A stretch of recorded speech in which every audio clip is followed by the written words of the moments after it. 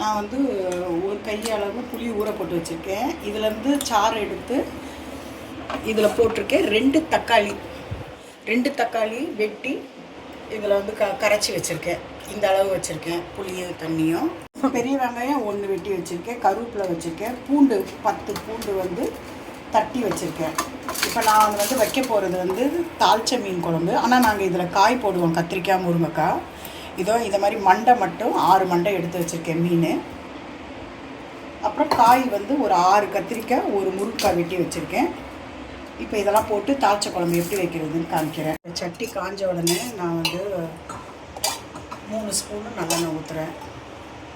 இல்லை 4 ஸ்பூன் கூட ஊற்றிக்கலாம்.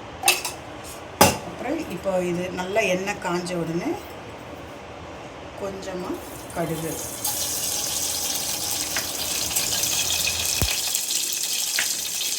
இப்போ கடுகு பொரிஞ்சிச்சு.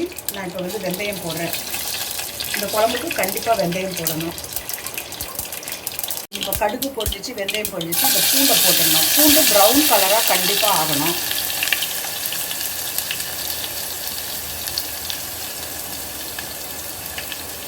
நல்லா வாசனை வருது நமக்கு. அதனால் வெங்காயத்தையும் போட்டுடணும். வெங்காயமும் லைட் ப்ரௌன் தான் ஆகணும். கருவேப்பிலையும் கூட போட்டுடணும். இப்போ நான் இதில் வந்து வெட்டி வச்ச கத்திரிக்காய், முருங்கைக்காவை போட்டுடுறேன்.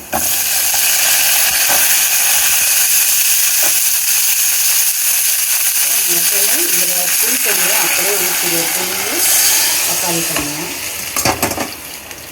ஊற்றிட்டு கொஞ்சம் தாராளமாக மீன் குழம்புனால மஞ்சத்தூள் கொஞ்சம் எக்ஸ்ட்ரா போட்டுக்கலாம்.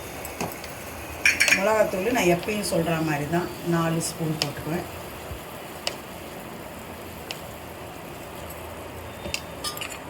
இப்போ இது கொதிச்சு இந்த காய் முக்கால் பதம் வந்த உடனே மீனை போடுவேன்.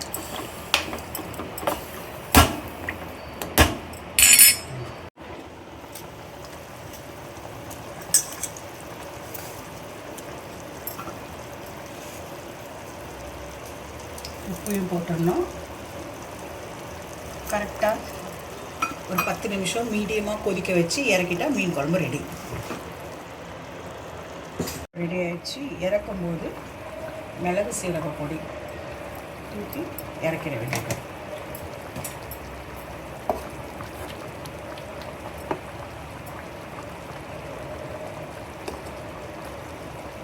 இந்த மீன் மண்டையை மட்டும் போட்டு குழம்பு வச்சுருக்கேன்.